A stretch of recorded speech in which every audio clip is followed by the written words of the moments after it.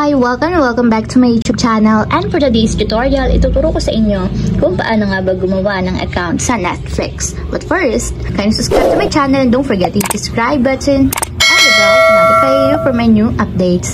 And if you want to learn more, just keep on watching and let's start. So ayan guys, for today's video, make sure na nakapag-download na kayo ng Netflix app sa inyong phone. So kapag meron na kayo guys Netflix, ang gagawin lang natin is i-open lang natin yung Netflix app.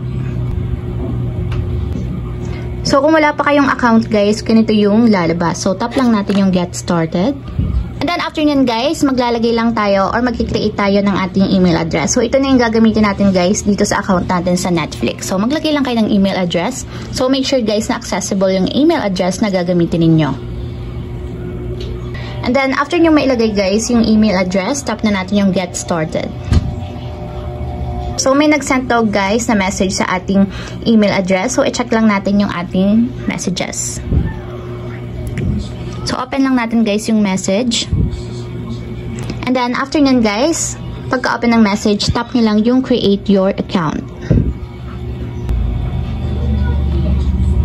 So, and guys, kung makikita nyo naman is account created. So, naka-login and naka-sign in na tayo dito sa ating Netflix account. So, meron na tayong account guys and pwedeng-pwede na kayong mag-subscribe ng mga plans nila starts at 169. So, ayun lang guys. Ganun lang kasimple kung paano nga ba gumawa ng account sa Netflix. If you have a question, kindly comment down below and don't forget the subscribe button and the bell to notify you for my new updates. And thank you for watching!